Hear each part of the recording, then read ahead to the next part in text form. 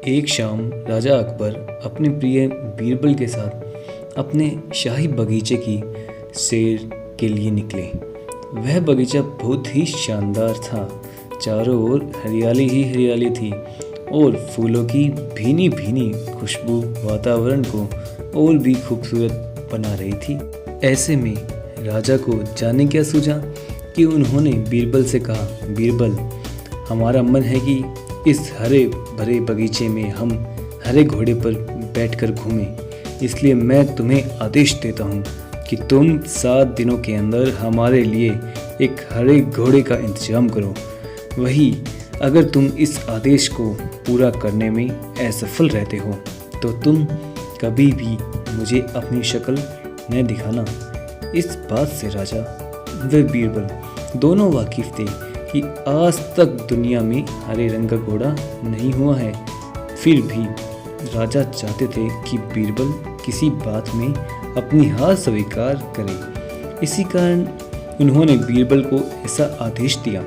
मगर बीरबल भी बहुत चालाक थे। वो भली भांति जानते थे कि राजा उनसे क्या चाहते हैं। इसलिए वो भी घोड़ा ढूंढने का बहाना बनाकर 7 दिनों तक इधर उधर घूमते रहे।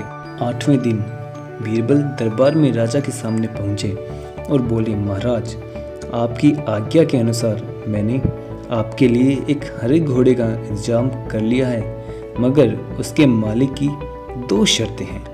राजा ने उत्सुकता से दोनों शर्तों के बारे में पूछा। तब बीरबल ने जवाब दिया, पहली शर्त तो यह है कि उस हरे घोड़े को लाने के लिए आपको स्वयं जाना होगा। राजा इस शर्त के लिए तैयार हो गए। फिर उन्होंने दूसरी शर्त के बारे में पूछा। तब बीरबल ने कहा, घोड़े के मालिक की दूसरी शर्त यह है कि आपको घोड़ा लाने के लिए सप्ताह के 7 दिनों के अलावा कोई और दिन चुनना होगा।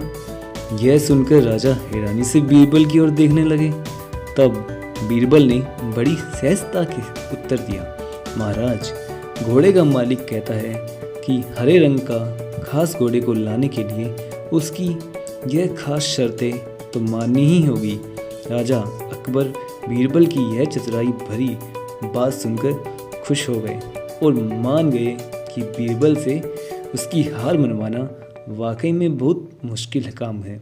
दोस्तों, यह कहानी हमें यह सिखाती है कि सही सूझबूझ और समझदारी के साथ नामुमकिन लगने वाले काम को भी आसानी से किया जा सकता है।